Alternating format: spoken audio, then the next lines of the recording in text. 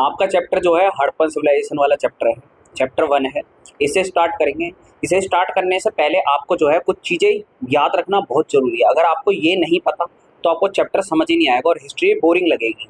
सबसे पहले ये समझो, आपकी जो 3 बुक है, यानी पहला पार्ट, दूसरा पार्ट और तीसरा पार्ट, ठीक है, 3 पार्ट हो गए। इस पहले पार्ट के अंदर हम एंसेंट हिस्ट्री पढ़ते हैं। एंसेंट हिस्ट्री मतलब ये होता है, ये माने चल लो कि जैसा आपको पता है जो टाइम पीरियड होता है वो किस तरह से डिस्ट्रीब्यूट है, आपके थोड़ा उसके बारे में पता होना चाहिए। जैसे ये बीच में माने चल लो, यहाँ पर जो है ना जीसस क्राइस्ट का बर्थ हुआ है, तो जिसे हम कहते हैं, यहाँ से इसके पीछे का जो टाइम पीरियड होता है उसे हम बीसी बोलते हैं या बीसीई बोलते हैं, याद रखना। इसके बाद का जो टाइम होता है उसको एडी बोलते हैं, ठीक है, एनो डोमिनी।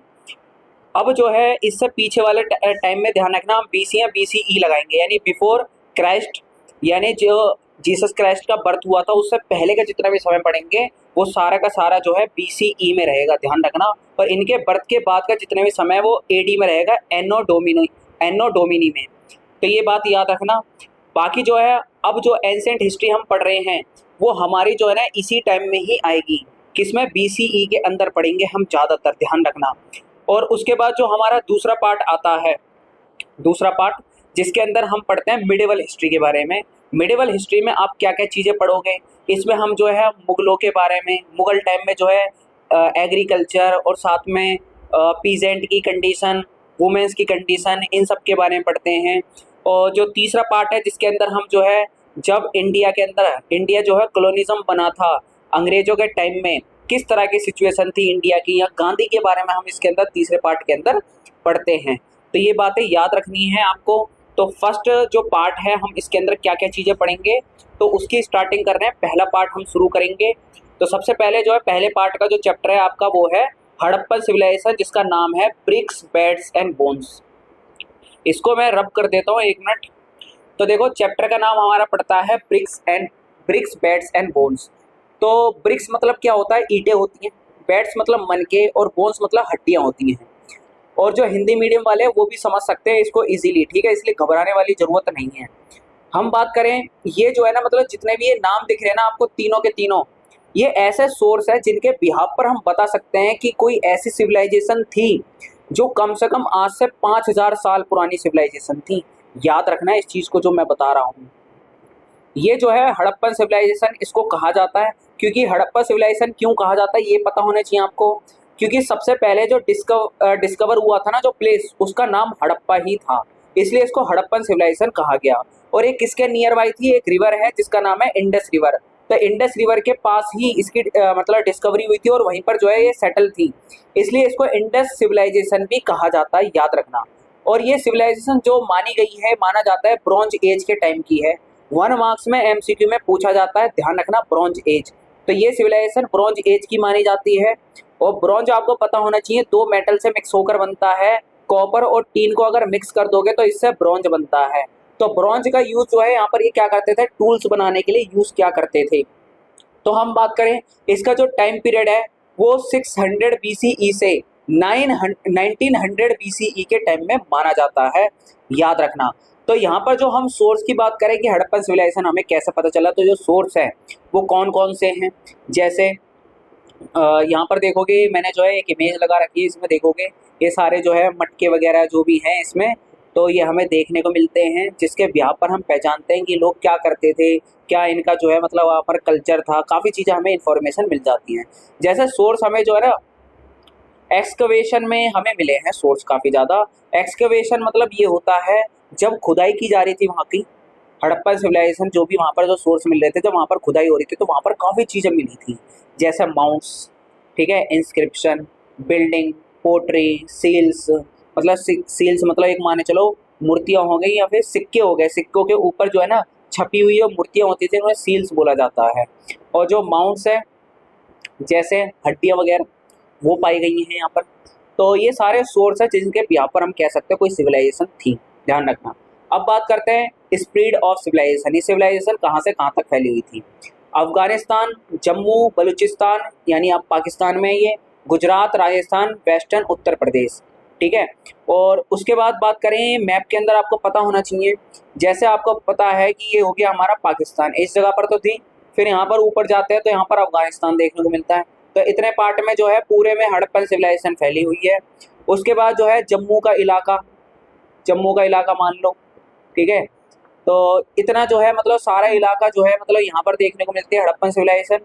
गुजरात की बात करें, गुजरात हो गया, ये राजस्थान हो गया, वेस्टर्न उत्तर प्रदेश, यानी देखो उत्तर प्रदेश का वेस्टर्न पार्ट बोलेंगे तो कैसे बोलेंगे, देखो इधर वाला जो है ना ईस्ट पड़ जाए, क्योंकि आपको पता है इधर ईस्ट होता है, इधर साउथ हो गया, ऊपर नॉर्थ हो गया या वेस्ट होता है। तो वेस्टर्न मतलब इस साइड जाएंगे, थोड़ा सा इस साइड, तो वेस्टर्न पार्ट ये वाला, तो इस जगह पर जो है हमें हड़प्पन सिविलाइजेशन देखने को मिलती है। तो ये बात याद रखना। और इसके अंदर मैप के अंदर आपका 5 मार्क्स का क्वेश्चन आता है मैप के अंदर फिल करने के लिए, और वो जो इम्पोर्टेंट जो क्वेश्चन रहते हैं वो सारे मैं बता दूंगा, इसलिए माइंड लिफ्ट सर जी को आज सब्सक्राइब जरूर कर लेना। उसके बाद देखो बात करते हैं कनिंघम के बारे में। कनिंघम कौन थे? कनिंघम जो है फादर ऑफ इंडियन आर्कियोलॉजी माने जाते हैं, और यही थे पहले जो ASI के डायरेक्टर जनरल थे पहले, इसीलिए इन्हें फादर ऑफ इंडियन आर्कियोलॉजी कहा जाता है।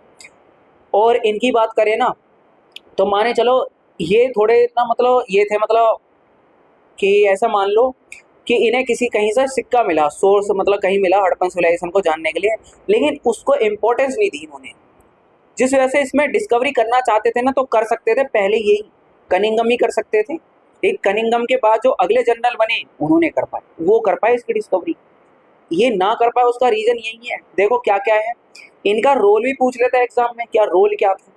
जैसे इन्होंने जो है मिस्टेकली क्या करा, Indian history began to from the Ganga and valley, इन्होंने सोचा कि भाई इंडियन हिस्ट्री की शुरुआत गंगा से हुई है, तो गंगा से ही जोड़ दिया, सब कुछ कनेक्ट कर दिया। Did not proper information about the Harappan period, इनके पास अच्छी खासी इन्फॉर्मेशन भी नहीं थी, ज़्यादातर डिपेंड रहे चाइनीज ट्रेवलर्स पर। अब आपको पता होगा जो चाइना के लोग जब इंडिया में ट्रैवल करने के लिए आते थे तो उन्हें कुछ भी जो नया चीज़ लगती थी ना उसे अपनी बुक में लिख देते थे, तो वही ट्रैवलर्स की जो बुक है तो उन्हीं पर डिपेंड है सारे कनिंघम। तो यहाँ लिखा है ना चाइनीज ट्रैवलर्स अकाउंट, यानी उनकी books, understand Indian history in which Harappa was not mention, उसमें हड़प्पा के बारे में तो कुछ लिखा ही नहीं था। भाई कैसे लिखा होगा, इतने पुराने, आज से 5000 साल पुरानी है, वो लोग जो है कब आए होंगे कब नहीं, तो उसके बारे में नहीं लिखा होगा, नहीं मिला, तो इस वजह से ये इंपॉर्टेंस भी नहीं दे रहे थे। ये लिखा है did not give importance to the seals found at the Harappa, जो सिक्के वगैरह कुछ भी मिले ना उसको बिल्कुल भी इम्पोर्टेंस नहीं दी इन्होंने। अगले जो ASI के जनरल बने उनका नाम था जॉन मार्शल, ये थे जिन्होंने डिस्कवरी कर दी थी हड़प्पन सिविलाइजेशन की। तो देखो समझो, इन्होंने अनाउंसमेंट करा था 1921 में कि वह हड़प्पन सिविलाइजेशन नाम की एक सिविलाइजेशन है, हमने डिस्कवरी कर दी है। इनके अंडर में 2 लोग काम कर रहे थे, एक का नाम था दयाराम साहनी, एक का नाम था राखलदास बनर्जी। दयाराम साहनी ने जो है एक्सकवेशन किया था हड़प्पा का, और दयाराम साहनी ने जो है मोहनजोदारो का। तो मोहनजोदारो की मीनिंग भी याद रखना, माउंट ऑफ डेड पूछ लेते हैं, यानी मुर्दों का टीला। और फर्स्ट एक्सकवेशन जो किया गया था ना हड़प्पा को, दयाराम साहनी थे, तो दयाराम साहनी ने सबसे पहले हड़प्पा की डिस्कवरी करी, इसलिए हड़प्पन सिविलाइजेशन इसका नाम पड़ा था। इसमें जो मेन फीचर्स पढ़ते हैं ना मोहनजोदारो के बारे में पढ़ते हैं, तो ये याद रखना। तो जॉन मार्शल कंट्रीब्यूशन पूछ लेता है 3 मार्क्स का। जैसे इन्होंने एक तो इंडस वैली सिविलाइजेशन की डिस्कवरी करी, इन्होंने gave a new scientific direction to Indian archaeology through the proper excavation, इन्होंने प्रॉपर एक्सकवेशन के बारे में बताया। जैसे माने चलो यहाँ पर जो है ना इसको मैं रब करता हूँ, थोड़ा मैं बताता हूँ आपको, समझना ध्यान से क्या बता रहा हूँ मैं। जैसे माने चलो ये लैंड हो गया, यहाँ पर आप रहते हो, ठीक है, जो जमीन का ये पार्ट है पहला वाला, जब खोदोगे तो इस पे ज़्यादा पुराने सोर्स नहीं मिलेंगे आपको, इससे नीचे जब जाओगे तो यहाँ पर उससे ज़्यादा पुराने मिलेंगे, जितना नीचे जाओगे उतने पुराने मिलेंगे, उतने ज़्यादा पुराने मिलेंगे। तो इन्होंने यही साइंटिफिक मेथड बताया था कि हम इससे टाइम पीरियड को पहचान सकते हैं कि भाई कौन सी चीज़ कितनी पुरानी है, जो भी ज़मीन से मिलने वाली चीज़ें हैं, ध्यान रखना। इसी को हम जो है एक्सकवेशन कहते हैं, और हिंदी में कहते हैं इसे खनन, उत्खनन कार्य। अब बात करते हैं कुछ अदर स्कॉलर्स की जिनका जो है इंडस वैली सिविलाइजेशन में रोल रहा है। जैसे इन्होंने बुक लिखी थी जिनका नाम है अर्नेस्ट मैके। 1 मार्क्स में पूछ लेते हैं एमसीक्यू में, ध्यान रखना दोनों के नाम। अर्नेस्ट मैके ने बुक लिखी थी early Indus civilisation. SN Rao ने लिखी था स्टोरी ऑफ इंडियन आर्कियोलॉजी, याद रखना। अब बात करते हैं इनके लिवलीहुड के बारे में, मतलब ये इनका खाना पीना रहन सहन, मतलब थोड़ा बहुत उसके बारे में समझते हैं। एग्रीकल्चर के तौर पर ये वीट, बैरली, पी, राइस इनकी खेती करते थे। एनिमल हस्बेंड्री किसको पालते थे? Sheep, goat, buffalo, pig. और जंगली जानवरों शिकार करते थे, फॉरेस्ट एनिमल्स जैसे deer, rhinoceros, tiger, wild boar यानी जंगली सुअर। और इनका फूड जो है वही हो गया ग्रेन्स यानी अनाज, fruit vegetables, watermelon, dates, animal products इनका भी यूज़ करते थे अपने खाने पीने के लिए। एनिमल प्रोडक्ट्स जैसे मतलब मीट, एग, उसके बाद जो है मिल्क, ये सारी चीज़ें। एक जो है क्वेश्चन 1 मार्क्स में यहाँ से बन जाता है।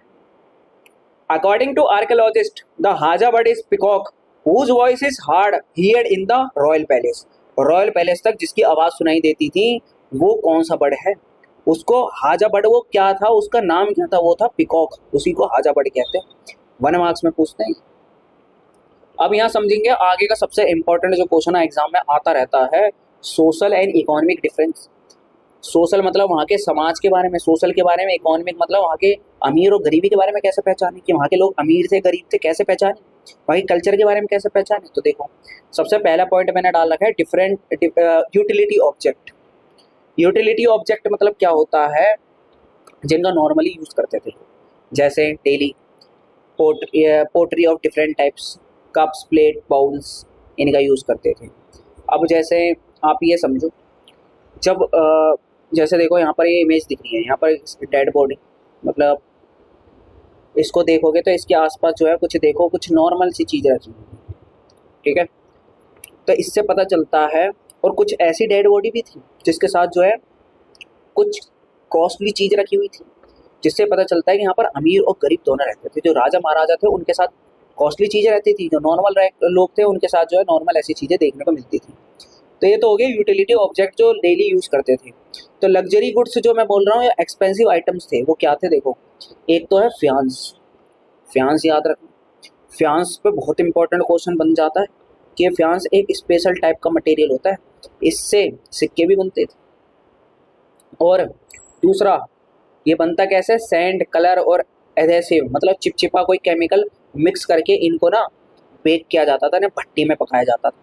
फिर उसके बाद इससे बर्तन बनते थे और काफ़ी कॉस्टली होते थे, काफ़ी बनाने में काफ़ी मेहनत लगती थी, इसलिए तो जिनके पास ये पाए गए तो कह सकते हैं ना हम कि वो अमीर थे। Mixed and fired in the किन ऑर्नामेंट्स, और यहाँ पर जो है ऑर्नामेंट्स भी पाए गए, ठीक है। कॉमन क्लास की बात करें तो वहाँ पर देखो बैंगल्स, पैड, सिंपल ऑर्नामेंट्स ये देखने को मिल रहे थे। वेल्थी क्लास के साथ precious object, ornaments, valuable stones ये देखने को मिले। यहाँ तक कि ये सारे पॉइंट मैंने बता दिए, ये सारे पॉइंट हमारे जो है ये जो है लग्जरी गुड्स के अंदर आते हैं। और बात करें हम ये भी तो पहचान सकते हैं घरों के बेस पर, भाई जिनके घर जितने ज़्यादा ऊंचे थे है ना वो उतने अमीर थे, जिनके घर जितने नीचे थे यानी 1-2 मंजिल के थे तो कम गरीब थे। मतलब गरीब ही मान लो, मतलब जिनके मंजिल ही नहीं बने हुए हैं, जिनके मंजिल बने हुए हैं, क्योंकि यहाँ पर 2 से 3 मंजिलों घर देखने को मिले तो वो तो कहेंगे साफ सीधी बात वो अमीर लोगों के थे। यानी study of settlement divided into big and small parts इसके बेस पर, ठीक है। इसके बाद आगे का टॉपिक पढ़ते हैं। अब यहाँ पर आपका आता है मोहनजोदारो। इसकी मीनिंग क्या है? Mount of dead. इसको 2 पार्ट्स में डिवाइड किया गया था, एक अपर पार्ट एक लोअर पार्ट। अपर पार्ट जो है उसे सिटेडल बोलते हैं, यानी कि सिटेडल जो पार्ट था ना ये फोर्टिफाइड था, चारों तरफ से मतलब बाउंड्री कर रखी थी। जैसे आपने मूवी देख रखी थी बाहुबली वगैरह, कुछ मूवी देखेंगे हिस्ट्री से रिलेटेड चारों तरफ बाउंड्री रहती है, सिर्फ एक ही विंडो होता है अंदर बाहर जाने का, ठीक है। तो उसी को फोर्टिफाइड कहते हैं। काफ़ी ऊंची ऊंची बाउंड्री होती है, कोई अटैक भी नहीं कर सकता, उसे जाना होगा तो नीचे जाना होगा। तो अपर पार्ट जो है पूरी तरह से फोर्टिफाइड है, जैसे सिटेडल बोलते हैं। लोअर पार्ट बात करें तो रेजिडेंटल एरिया, जैसे कॉमन को पीपल जो है यहाँ पर रहा करते थे ऐसा माना जाता है। और यहाँ पर बात करें 2 स्ट्रक्चर देखने को मिलता है बहुत बढ़िया, constructed using the plan drainage system. उन्होंने ड्रेनेज सिस्टम बना रखा है, उसके बारे में पढ़ेंगे। और ये तो हो गया मोहनजोदाड़ो की बात। अब जो सिटेडल था वहां पर दो चीजें हमें देखी। क्या क्या चीजें?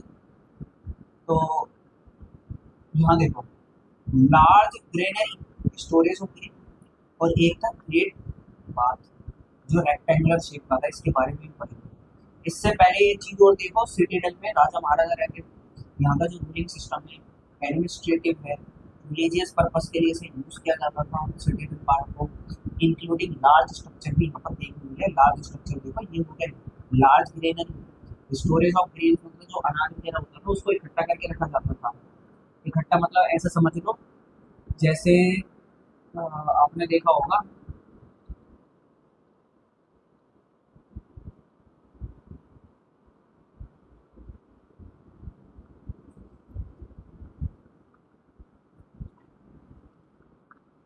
तो, जैसे अनाज वगैरह होते हैं, उनको इकट्ठा करके रख लो आप। तो अगर कोई डिजास्टर वगैरह आ जाए तो उस सिचुएशन में उसका यूज़ कर सकते हो, है ना। तो लार्ज ग्रेनरी से ही मतलब जितना भी मटेरियल वगैरह जो है, ग्रेन्स वगैरह वो सब लेकर जो है प्रोवाइड किया जा सकता था। यानी कि ये नहीं कोई भूखा मर जाए, चाहे बाढ़ आ जाए, मतलब बाढ़ आ जाए, बारिश ही ना हो, तो उस सिचुएशन में यहाँ से खाना पीना कर सकते हो। जो ग्रेट बात है उसके बारे में देखो, उसके पिक्चर्स पड़ेंगे। सॉरी।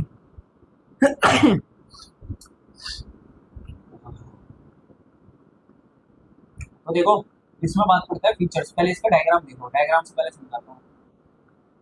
इसकी शेप अगर आप देखोगे ना, तो एक जो है रेक्टेंगुलर शेप है, ठीक है। इसके दोनों तरफ जो है अंदर बाहर जाने के लिए सीढ़ियां हैं, एक यहाँ पर सीढ़ियां हैं। इसके चारों तरफ देखोगे ना, चारों तरफ तो नहीं, मतलब चारों तरफ, तीन तरफ तो इसके कुएं देखने को मिलेंगे आपको। एक इस साइड होगा, एक इस साइड होगा, और एक इस साइड होगा। और एक साइड में आपको यहाँ पर देखोगे कुछ कमरे से दिखाई दे रहे हैं बने हुए। टोटल यहाँ पर 8 कमरे देखने को मिलेंगे। अब इसके अंदर पता है, पानी को रोकने के लिए स्पेशल टाइप का मटेरियल यूज करा गया। इसको एसफेल्ट बोलते हैं, याद रखो। पानी को यहाँ पर रोकने के लिए, स्टोर करने के लिए। भाई ऐसे भाई बनाएंगे, सर पानी सोख मिलेगा, सारा सोख लेगा, तो इसीलिए जो है इसको बनाया गया। और उसके बाद जो है, इसमें पानी को निकालने के लिए इन्होंने बढ़िया सिस्टम कर रखा था। पानी भी, पानी भर जाएगा तो उसे निकालना भी बहुत गंदा हो जाएगा, तो निकालने का भी बढ़िया सिस्टम कर रखा था, बढ़िया। तो इसके देखो फीचर जो मैंने भी बताया वही चीज़ें, और साथ में याद रखना, इसको डेली यूज भी नहीं करना। इसको किसी स्पेशल ओकेजन पर, कोई त्योहार वगैरह, फेस्टिवल वगैरह, उसके लिए, जैसे आपको पता है इसी तरह से जो है, मतलब छठ पूजा जो है मनाई जाती है, वो भी जो है साल में जो है मतलब एक बार होती है। और इसी तरह फेस्टिवल के टाइम पर ओकेजन पर ही होता है, तो ऐसे ही इसको ओकेजन पर ही यूज करते हैं, ऐसा मानना है। तो देखो फीचर्स की बात करें, यावा bricks were use to make it water proof, proper drainage system for removing water, ठीक है। पॉसिबली स्पेशल पर्पस और रिचुअल, स्पेशल पर्पस के लिए यूज होता है। रूम्स देखने को मिले हैं यहाँ पर तीनों साइड में, और one side there are the staircase arrangement. इसके जो है स्टेयर केस मतलब सीढ़ियाँ हैं दोनों तरफ, ठीक है, याद रखो। अब बात करते हैं लोअर टाउन। आपको ये पूरा पीडीएफ चाहिए, मेरे टेलीग्राम पर मिल जाएगा, माइंड सर जी, वहाँ पर जो है ज्वाइन हो जाना। वहाँ मैं इसको डाल दूंगा, तो घबराने वाली भी कोई जरूरत नहीं, ठीक है। तो लोअर टाउन की बात करते हैं। Lower town advance water management system यहाँ पर देखने को मिलता है। वहाँ पर लोअर टाउन में ध्यान रखना, टोटल 700 कुएं पाए गए हैं, वेल्स, याद रखना। फीचर्स की बात करें यहाँ के लोअर टाउन, लोअर टाउन के फीचर्स की बात करें तो यहाँ पर 1 से 2 स्टोरेज, मतलब 1 से 2 मंजिलों के घर देखने को मिलते हैं। Street were built in grid pattern, street को ग्रिड पैटर्न में बनाया गया। ग्रिड पैटर्न से 90 डिग्री एंगल पर काट दी गई। 90 डिग्री एंगल पर कैसा देखो, बताता हूँ आपको। गली होगी, मतलब ऐसे गली,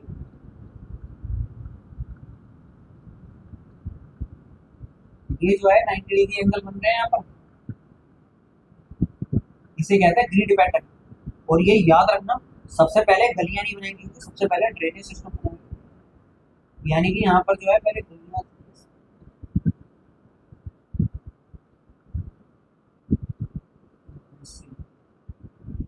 ऐसे गलियां बनी, बड़ी ही प्यारी प्यारी बनी। और उसके बाद गलियां बनाई गई थी, गलियों को ढकने के लिए ईंटें, उसे साफ भी करने के लिए इजीली ईंटों को रिमूव किया जा सकता था, ऐसे नहीं। अब क्या था, यहाँ पर जो है घर बनाना शुरू कर दिया उन्होंने, यहीं पर घर थे 2 से 3 मंजिलों के, ऐसे इस साइड यहाँ यहाँ, समझ रहे हो, ऐसे। जो घर का गंदा पानी होता था ना, वो गलियों की स्ट्रीट जो ड्रेनेज था उसमें जाता था। तो जो गलियों की नालियों का जो पानी था सीधा जाता था एक out of town,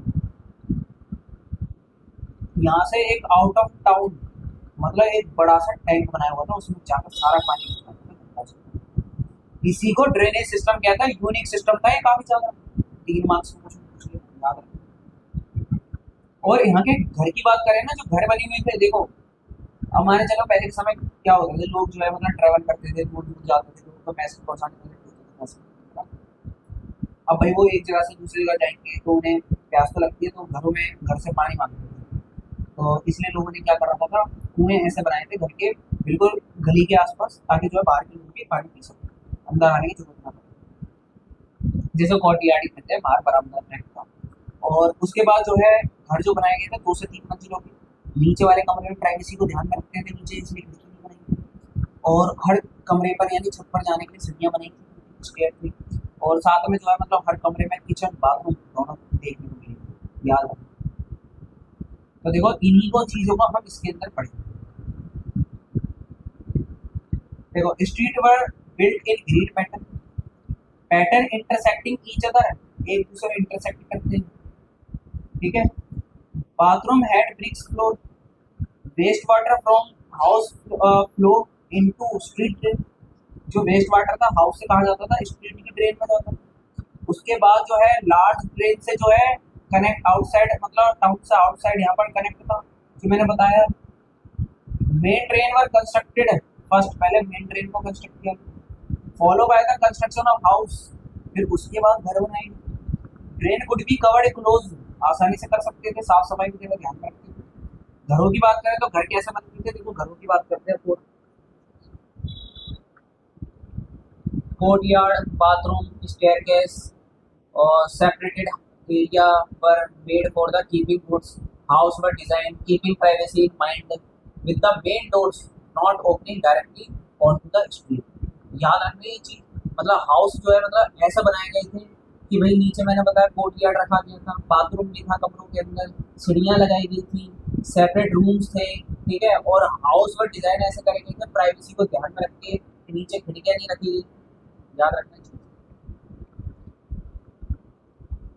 the main door not opening directly on to the street, बाहर मतलब बाहर की तरफ नहीं खुलता था, अंदर की तरफ खुलती, ठीक है। फिर बात करते हैं इसके अंदर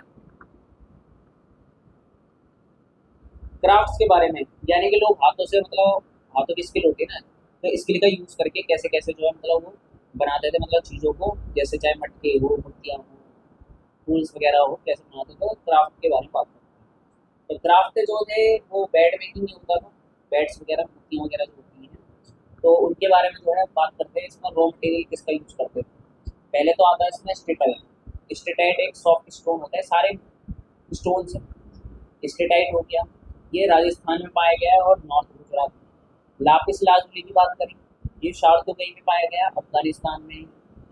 चट स्टोन जो है, इसी से ध्यान रखना, वेट बनाए जाते थे, वेट समझते हो ना, बाट जिससे तोलने के लिए यूज करा जाता है, उसका इस्तेमाल होता था। ये पत्थर बनता था, पूछ लेते हैं एमसीक्यू में कि जो वेट थे, बाट थे, वो किस पत्थर से बनते हैं। फिर बात करते हैं कार्नेलिया। कार्नेलिया जो पत्थर था लाल रंग का था, ये हमें गुजरात के लोकल से देखने को मिला। यही तो मैप के अंदर फिल करने के लिए आता है, मैं बताऊंगा, चिंता मत करो, माइंडली सब्जी को सब्सक्राइब करके रखना है, इसलिए बोल रहा हूँ। और इससे बाहर एक क्वेश्चन तक नहीं है, ये जो मेरे पास नोट्स है ना, ये सारे मैं प्रोवाइड कर रहा हूँ टेलीग्राम, तो इससे बाहर एक भी क्वेश्चन नहीं आएगा। MCQ, long question, short question, सब इसमें करने वाले हैं। मेटल्स की बात करें, देखो ब्रॉन्ज मेटल, कॉपर, और कॉपर जो है मतलब कहाँ से मिलता था ज़्यादातर हमें, ये मिलता था हमें राजस्थान में। राजस्थान में कौन सा इलाका है, वो है खेतड़ी। खेतड़ी जो जगह है ना, उसको एक नाम से और जानते हैं, ये भी पूछ सकते हैं, इसको कहते हैं गणेश्वर जोधपुरा कल्चर, याद रखो। और उसके बाद टीन हम कहाँ से मंगाते थे, अफगानिस्तान। मतलब ट्रेड का सिस्टम समझ लो कि यहाँ से ही लोग व्यापार करते थे, यहाँ से बदले में लाते थे। गोल्ड जो है साउथ इंडिया से व्यापार करते तो गोल्ड पे ज़्यादातर पूछ लेते हैं। और उसके बाद ट्रेड गुड्स, किन किन चीज़ों का और ट्रेड होता था, सेल्स का। ये नागेश्वर कोस्टल एरिया से मिलते थे, ठीक है।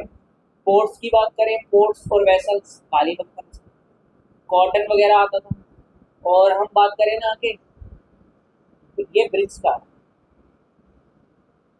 जो ईंटें होती थी ना, ईंटें, वो बताया गया है कि उसकी लेंथ 4 टाइम्स होती थी। कितनी? 4 टाइम्स होती थी लेंथ की। और उसकी जो विड्थ होती थी वो 2 टाइम्स होती थी। सॉरी सॉरी सॉरी, लेंथ जो है 4 टाइम्स होती थी इसकी हाइट की, और जो उसकी विड्थ थी वो 2 टाइम्स होती थी हाइट की। मतलब यहाँ पर है ना हाइट आया था।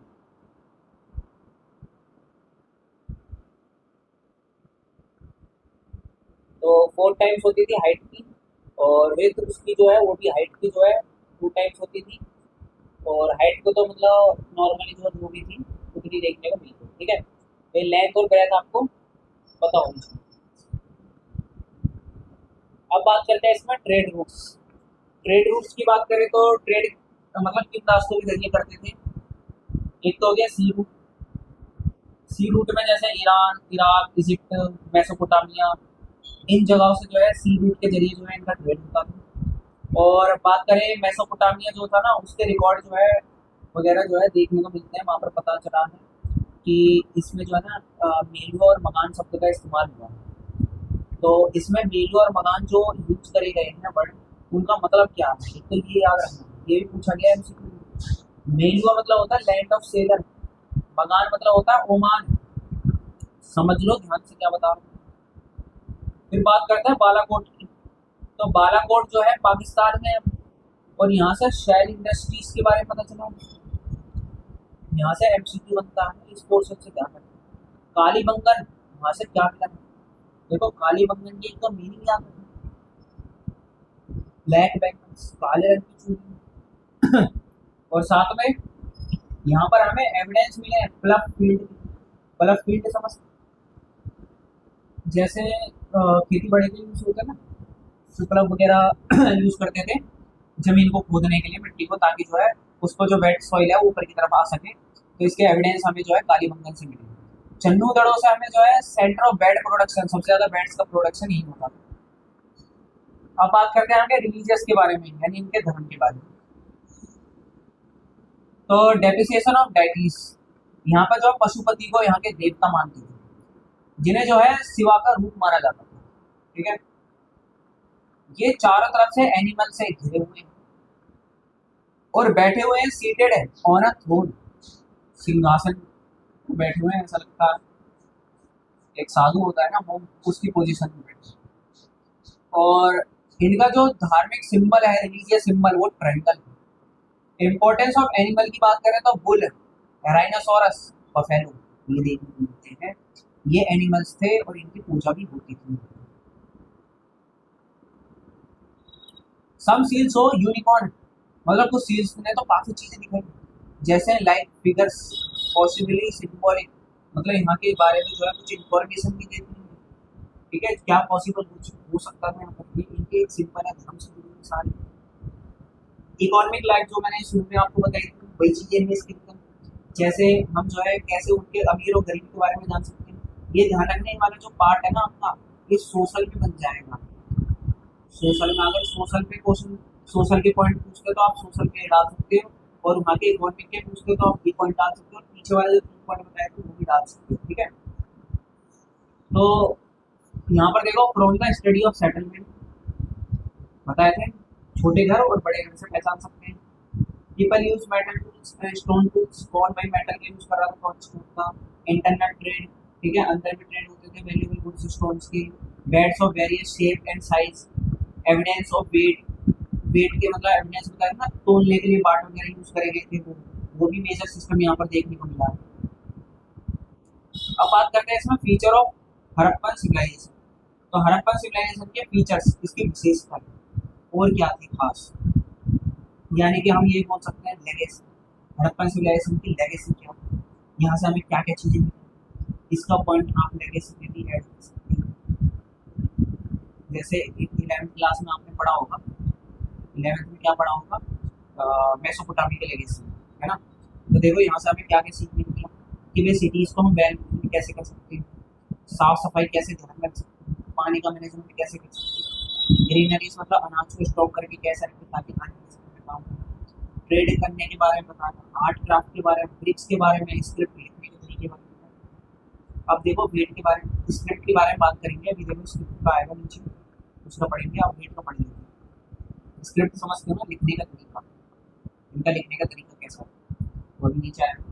तो वेट की बात करें तो देखो वेट, ये जो है मतलब वेट में क्या यूज करते हैं, जैसे made of a stone cubical square in a shape, इसकी शेप कैसी होती थी, क्यूबिकल होती थी, क्यूब शेप में होती थी, या फिर स्क्वायर में होती थी। एग्जाम्पल की बात करें, इसमें जो है ना डेसिमल नंबर होते थे, जैसे 1, फिर उसके बाद 1.0 होगा, या फिर जो है इसके बाद जो है 1000, जो है ना फिक्स रेशियो, इसको एक रेशियो में रखा जाता है।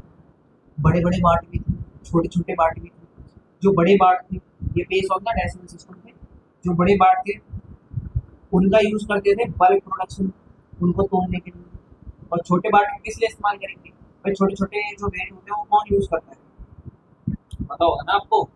जो आप जाओगे ज्वेलरी शॉप पर जाओगे तो वहाँ देखोगे छोटे छोटे पार्ट पार्ट होते हैं, तो इससे प्रीसियस आइटम्स मतलब महंगी महंगी चीज़ें।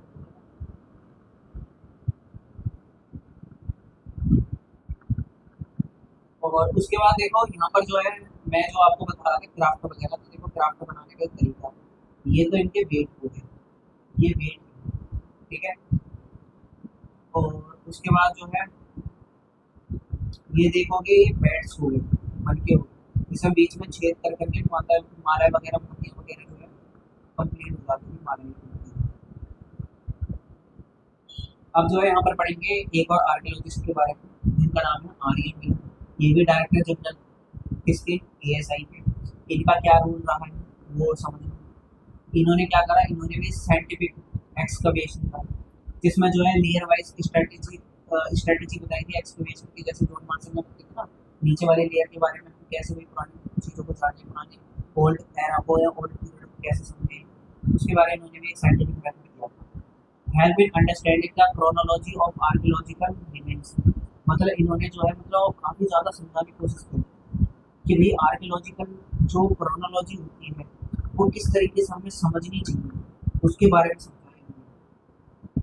उसके बाद आता है conservation of repair, conservation and repair, मतलब इन्होंने जो भी कुछ पाया गया जमीन से आसपास कुछ चीज़ें देखने को मिली काफ़ी पुरानी, तो उनको जो है इन्होंने बचाव रखने की काफ़ी ज़्यादा उस पर आवाज़ उठाई, इन्हें बचा कर रखना बहुत जरूरी है। तो एंशिएंट मोन्यूमेंट्स, ठीक है, तो इनका रिपेयर करना और इनको सुरक्षित करना बहुत इम्पोर्टेंट है। सादा बच्चों को भी सिखाया जाए, पढ़ाया जाए कि भाई आज से हमारी इतने साल पुरानी ये सिविलाइजेशन है, तो इसके बारे में आप पढ़ो, आप जानो, तो इसलिए एजुकेशन में इसको ऐड करने की कोशिश करेंगे। और इन्होंने करा establishment of school to train the archaeologist, और वहाँ पर जो आर्कियोलॉजिस्ट को ट्रेन करा जा सकता है कि आने वाले समय में वो भी कुछ डिस्कवरी कर सकते। तो इन्होंने पब्लिसिटी यानी पब्लिकेशन काफ़ी चीज़ें इन्होंने प्रोवाइड, जैसे information about the discovery was shared with the public, public के साथ शेयर ताकि लोग जान सकें। इन्होंने यहाँ तक कि म्यूजियम बनवाए ताकि जो है जो असली चीज़ है ना, जो मेन चीज़ है वो अपनी जगह पर रहे, और मेन चीज़ अपनी जगह पर रहे, और साथ में जो उनकी कॉपी है वो म्यूजियम में रहे, ताकि जो है जो लोग देखना चाहते हैं म्यूजियम में जाकर देख सकते हैं, ताकि वो मेन चीज़ जो है अपनी जगह सुरक्षित रहे, ठीक है। Display of ancient object and artifact help common people to understand the history. ये हिस्ट्री को समझने में काफी ज्यादा हेल्पफुल है। फिर समझते हैं इसके अंदर decline of Harappan civilization possible causes. जैसे देखो आपको पता है हड़प्पन सिविलाइजेशन कैसे खत्म होती है, किसी को नहीं पता, क्योंकि हड़प्पन स्क्रिप्ट को कोई समझ ही नहीं पाया आज तक। ये भी नहीं पता लगा पा रहे कि सिविलाइजेशन एंड कैसे हुई, इसके बारे में जो भी चीज़ें हम जाकर पढ़ते हैं सारी चीज़ें हम मतलब मान के चलो कि पॉसिबिलिटी के बेस पर समझते हैं, कुछ सोर्स के बेस पर हमने जो है हिस्ट्री बनाई है इस चैप्टर की। तो हड़प्पन सिविलाइजेशन के बारे में तो ये पता होना चाहिए आपको, और इसके जो है मतलब हमें ज़्यादातर चीज़ें नहीं पता कि भी कैसे तबाह हुई, तो इसके ऊपर जो है आप भी अपने तरीके से पॉइंट बना सकते हैं, जैसे कोई भी नेचुरल कैलेमिटीज आ गई, अर्थक्वेक आ गई, फ्लड आ गए, ठीक है, डेफॉरेस्टेशन, मतलब कहा जाता है कि भाई पेड़ पौधे सारे कट गए, डिफॉरेस्टेशन, लोग खाने के लिए नहीं मिला, इसलिए सारे मर गए। अर्थक्वेक आने की वजह से सब तबाह हो गया, क्लाइमेट चेंज हो गया, कि भाई गर्मी में रहते थे, एकदम से क्या हुआ, ठंड बढ़ गई और उसके बाद ठंड सहन नहीं कर पाए, मार गई। तो ऐसा ऐसा बोला जाता है, कुछ कहते हैं भाई इन्वेशन ऑफ आर्यन, कहा जाता है आर्यन लोगों ने इनका अटैक कर दिया, खत्म कर दिया।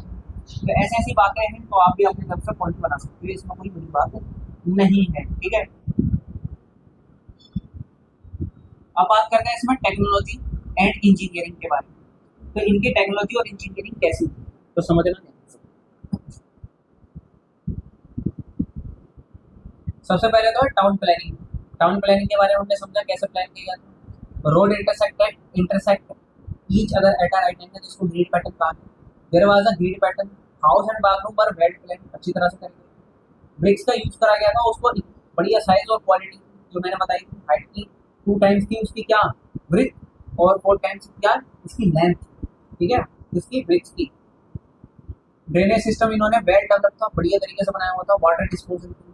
एग्रीकल्चर टेक्नोलॉजी की बात करें तो इसमें इरिगेशन मेथड, जिसमें use of canal, wells and reservoir, मतलब पानी को स्टॉक करने के लिए बनाए जाते हैं रिजर्वियर। प्लफ का यूज करते थे, ploughing was done using animals. Animals का यूज करा था इन्होंने, प्लफ को यूज करने के लिए ही करा था, ताकि जो है देखा हो पुराने टाइम में जो है किसान वगैरह जो है एनिमल्स का यूज करते थे, ताकि जो है मतलब वो जो है आगे चलते रहें, ठीक है, और पीछे उनके प्लफ लगा दे और वो मिट्टी को खोदता रहे और वेट सॉइल ऊपर आती जाए। उसके बाद help easy to sowing the seeds, वही बीज को बोने के बारे में हमें कहाँ से पता चला कि बीज बोते थे, इसके जो एविडेंस हुई है ना हमें कालीबंगन, चोलिस्तान और बनाओ, ध्यान रखना चाहिए। फिर बात करते हैं इसके अंदर ग्रीनरीज के बारे में। तो constructed of greeneries for storing green, पीछे पढ़ा था हमने। प्रिवेंटेड स्टोरेज फॉर फूड और ड्यूरिंग डिफिकल्ट टाइम्स, अगर भाई बाढ़ भूकंप जैसे कोई सिचुएशन हो तो उस समय जो है यहाँ से अनाज वगैरह मिल जाए।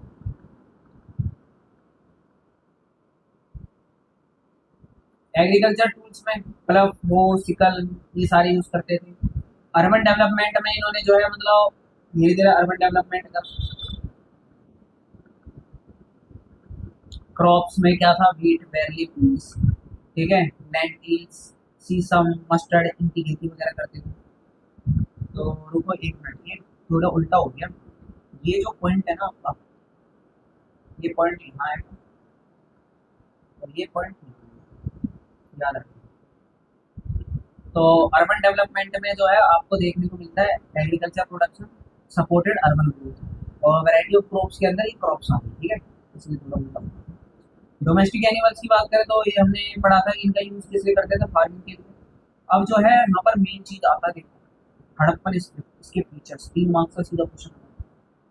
तो देखो रिटर्न फॉर्म की बात करें, इसको कहाँ से लिखा जाता है, written from right to left, जैसे उर्दू लिखते हैं ना, ये मेरा सीधा हाथ होकर राइट से लेफ्ट, ऐसे लिखते हैं। और इसके बारे में कैसे पता चला कि भाई राइट से लेफ्ट, ये तो बड़ा सवाल है। देखो जब भी आप लिखते हो तो शुरू शुरू का वर्ड देखो ना, देखना, नोटिस करना कि आप शुरू शुरू में लिखने की कोशिश करते हो ना, थोड़ा बड़ा बड़ा ही बनता है शुरुआत का, उसके बाद जो है बाद में लिखने शुरू करते हैं थोड़े छोटे छोटे बन जाते हैं, तो ऐसा होता है ज़्यादातर। तो इसके बिहार पर ये पहचान। पिक्टोग्राफिक, पिक्टोग्राफ मतलब इसमें पिक्चर्स वगैरह, ठीक है, सिंबल वगैरह। 375 से 400 के आसपास साइन मिलेंगे, जिसके बिहार पर हम मतलब स्क्रिप्ट के अंदर 375 से 400 साइन, जो कुछ ना कुछ शो करते हैं, लेकिन पढ़े नहीं पाए तो कैसे पता कर पाएंगे। स्क्रिप्ट हैज नॉट डिस्फेयर्ड येट, मतलब इसको अभी डिकोड तक नहीं कर पाया, समझ ही नहीं पाया। इन सम स्क्रिप्शन स्क्रिप्ट अपीयर्ड बस्ट्रोफेडर स्टाइल, यानी कि अल्टरनेटिंग डायरेक्शन, मतलब इसकी डायरेक्शन ही अल्टरनेटिंग है। तो इंस्क्रिप्शन जो है काफ़ी ज़्यादा ऐसी लगती है कि मतलब इसकी डायरेक्शन कुछ और ही शो करती है। जैसे देखो यहाँ पर देख सकते हो, ये सिंपल हो गया कुछ, है ना, ये कुछ जो है पिक्टोग्राफ के लिए जो मतलब ये जानवर का चित्र दिख रहा है, ये सारी चीज़ें, है ना। आर्कियोलॉजी जो है मतलब हिस्ट्री को कैसे स्टडी करती है, तो ये भी क्वेश्चन आता है, reconstruct of history, how can you reconstruct the history, आप कैसे हिस्ट्री को रिकंस्ट्रक्ट कर, भाई पुरानी चीज़ें जो आपको मिलेंगे सोर्स, उनको समझोगे, उनके बारे में लिखोगे, किताब वगैरह पढ़ोगे, कभी रिकंस्ट्रक्ट कर पाओगे, कभी लिख पाओगे उसके बारे में। तो study of history through the material use, तो मटेरियल से कैसे समझें? मटेरियल में जैसे stone, bones, metals, Harappan object, pottery, इन सब के बेस पर। ठीक है, तो ये आपके लास्ट ईयर खत्म। तो अब देखो classification of objects. Classification of objects की बात करें, इन्होंने क्या करा, जो भी जमीन से सामान मिलेगा उसको क्लासिफाइड कर दिया, दो कैटेगरीज में रख दिया। एक तो object are classified based on the function, कि भाई इस्तेमाल के बेस पर। दूसरा जो है मतलब बहुत लोग होते हैं ना, मतलब स्टेटस शो करने के लिए जो है लग्जरीज आइटम्स वगैरह वो भी रहते हैं। पर इसके अंदर जो है मतलब दूसरा जो ऑब्जेक्ट रखा है ना इन्होंने, archaeology try to identify whether the object is use. हाँ, कोई भी ऑब्जेक्ट जब जमीन से मिला ना तो उसको दो कैटेगरी में रख दिया, एक तो यूजफुल में और दूसरा इस कैटेगरी में कि वो सच में है क्या चीज, वो टूल्स है या कोई ज्वेलरी है। क्योंकि होता है ना, पहले के समय लोग जो है मतलब जो बैट्स वगैरह होती थी उसकी माला बनाकर पहनते थे, और उससे जो है मतलब जो जानवर वगैरह होते थे ना उनका शिकार करके उनका मांस वगैरह जो है छीनना है ना, उनकी बॉडी को जो है कट करना, सारी चीजें उससे बिलोंग करती थी। उन्होंने कई सारे ऐसे और टूल्स बना रखे थे जो बिल्कुल काफी ज्यादा धारदार होते थे, और साथ में उसे जो है ज्वेलरीज की तरह भी यूज करते थे। तो इसलिए इस पर काफी सारे डाउट है, इसलिए इस पर लोग बता नहीं पाते हैं कि सच में इसका इस्तेमाल किस लिए किया जाता होगा। तो इसलिए उसको नीचे वाले कैटेगरी में रख दिया। ऑब्जेक्ट एक टूल है या ऑर्नामेंट है, ठीक है। फिर उसके understand the use of object, भाई इसका यूज कैसे किया जाता होगा। जैसे मान चलो कोई ऑब्जेक्ट अगर भाई वहाँ पर डेड बॉडी के साथ पाया गया तो कहीं उससे ही जुड़ा हुआ होगा, है ना, कि मरने के बाद इनके साथ रख देते। किचन के आसपास पाया गया होगा तो किचन से जुड़ा हुआ होगा। ऐसे हम जो है इनके यूज पहचानते हैं। जैसे archaeologist interrupt the ancient object by comparing them in the present day के साथ कंपेयर करते हैं, तब पहचान पाते हैं इसका यूज क्या होगा। टूल्स का, पोर्ट्स का, टॉयज का, ठीक है, टॉयज भी देखने को मिले। To understand the use they also examine what material the object is made, ये भी देखते हैं वो किससे बना है।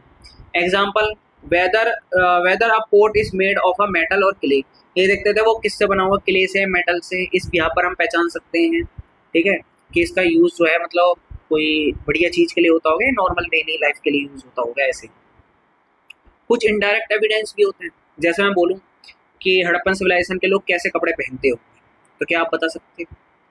भाई अब उनके कपड़े के सोर्स भी ढूंढोगे, क्या मिल पाएंगे आपको? डिकम्पोज हो गए होंगे, 5000 साल पुराने, कैसे पहचान? तो इसका इनडायरेक्टली सोर्स पता क्या है? जो आपको जो सील मिली है उसमें कुछ मूर्तियां तो हैं, मूर्तियों को जो कपड़ों के डिजाइन दिए ना उसके बिहाफ पर पहचानते हैं। देखो indirect evidence. To understand the cloth, archaeologist to study figure statues statue which give an idea about dress, they also study piece of cloth, textile, इनके बारे में जान सकते हैं। Developing the context, connecting evidence, ताकि एविडेंस के साथ connect किया जा सके। कंटेक्स्ट पहले डेवलप किया जाता है, पहले उसका मेन मकसद समझो है क्या चीज। Understand the relationship, where was the object found, from which period, from which culture, ये पहले जानना जरूरी है। इसी को कंटेक्स्ट बोलते हैं, ध्यान रखना। आर्कियोलॉजिस्ट पहले इसे जानते हैं, फिर उसके बाद दूसरी आगे की चीजें देखते हैं, आगे का process. If seal is found it's a use in understand by the studying it's context, सबसे पहले इसे जानना जरूरी है, सील जो भी फाउंड की जाती है। अगर भाई रिलीजियस के बारे में जानना है यहाँ की, तो रिलीजियस में जैसे हमें पता है स्टडी ऑफ टेराकोटा फिगराइंस के बारे में पता चला है। पॉसिबल मदर गॉडेस, यहाँ पर जो है मदर गॉडेस भी होती थी। यहाँ पर प्राइस्ट किंग के बारे में पता चला है, उनका जो है स्टैचू देखने को मिला है। Information about past and present religious practice is understood through the comparison, तो कंपैरिजन के आधार पर हम जो है इजीली पहचान सकते हैं रिलीजियस के बारे में। बाकी आपका पूरा कंप्लीट ये चैप्टर था, इससे बाहर आपका जो है मतलब हिस्ट्री में कुछ नहीं आएगा।